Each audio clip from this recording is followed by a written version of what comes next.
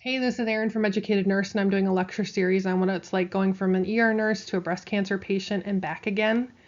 And lecture number 7 is a little bit about dealing with the emotional and physical side of things. And who is that shell of a person looking back at me when I stare in the mirror? So I just want to address kind of the emotional and mental side of cancer. So follow along. I do want to put a disclaimer out there that this video is for instructional purposes only. The information shared is my story, and it's not everybody's story.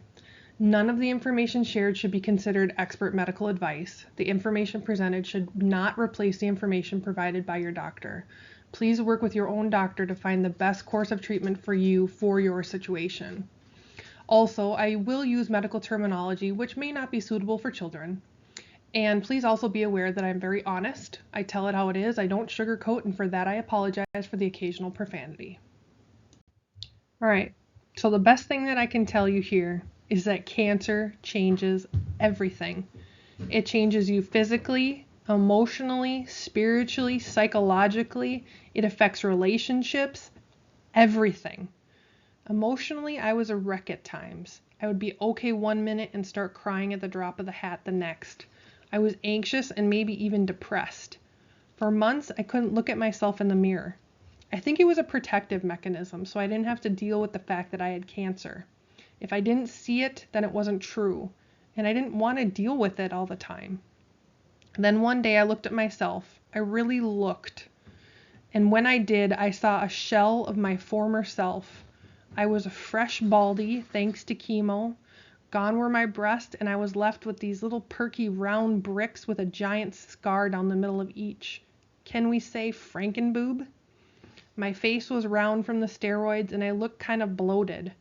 Just under my right collarbone was my port scar. I could cover my boob scars with a shirt, but that one always stood out. It was a constant reminder of the journey, and for a long time, it was something I wanted to forget.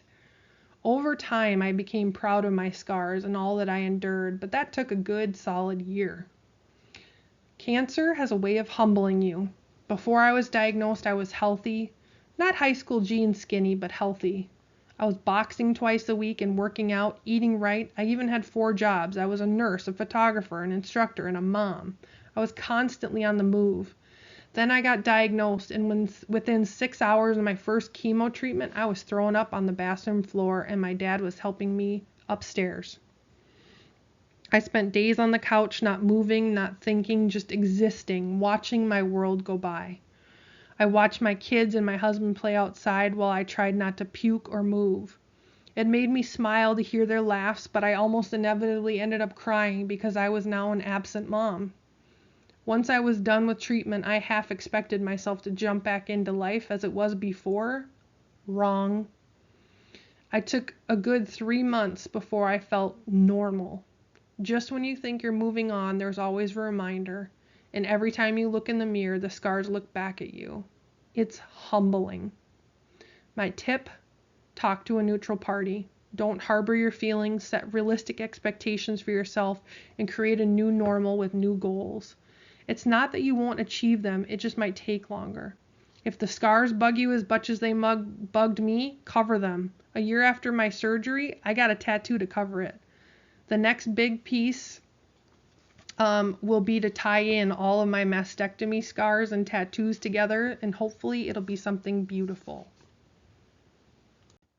If you want to learn more, check out my book. I wrote this while I was going through cancer treatment as kind of for a way for me to process things.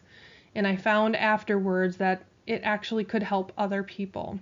So my book actually goes into a lot more details about my journey and just some tips and tricks that I learned along the way. You can check it out. It's available on Etsy, in my Etsy shop, and on Amazon. Thanks for listening, and make sure to check out the other videos in this series.